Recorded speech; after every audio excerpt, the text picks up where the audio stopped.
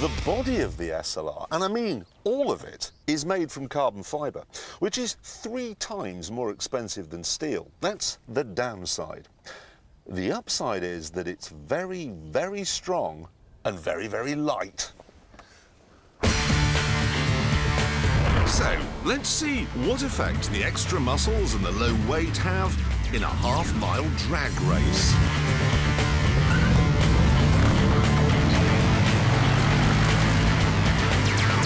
What's that little dark blue speck back there?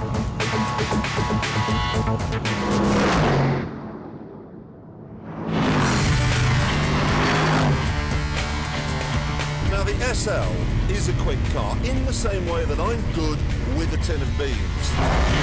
But this is Gordon Ramsay. This is the full 626 brake horsepower Morel Mushroom. This does 0 to 60 in a pulverizing 3.8 seconds. Top speed, 208. Welcome everyone to the fastest automatic car in the world. And actually, the way it gathers speed is nothing compared to the way it loses it. I'm going to do a simple test. Those cones are 240 feet away from this line and these cones here. Now, that's how long the highway code says it should take to pull up from 60 miles an hour. But I'm not going to be doing 60 miles an hour as I cross this line. I'm going to be doing double that, 120.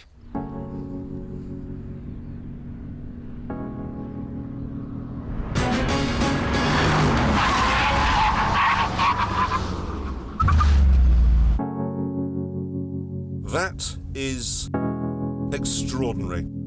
All the organs in my body that were pushed to the back when I accelerated have now shot forward again. My tonsils are now in front of my front teeth. Part of this phenomenal stopping power is down to the new ceramic brakes, which glow when you use them and catch fire when you use them a lot. And part is down to the air brake. Great, but there is a downside. The problem is that there's almost no feel. Braking in this car is like mountaineering in a pair of Wellingtons. They are very odd. But there's something that's even more weird. Why, if they've gone to all the trouble of making this car so light, have they filled the innards up with a big heavy automatic gearbox and air conditioning and cruise control and leather and look at all this stuff. It's all lifted straight off the SL. Surely that's like making an exquisite souffle and then garnishing it with a slab of lard. So, what is this car? A luxury Mercedes or a McLaren racer? Well, let's get it on our circuit.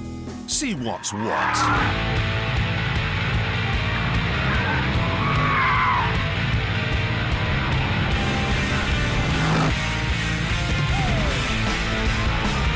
It doesn't take long to realise that this is a fantastic car. It's a grippy, agile, adrenaline rush.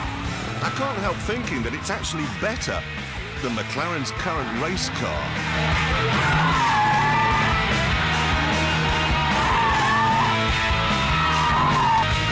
There's actually so much grip that both my lungs are now on this side of my body. And my tonsils, which were here, are now in my ear. But even though it's seriously aggressive, it's as civilized as Switzerland, and no harder to handle than a vacuum cleaner.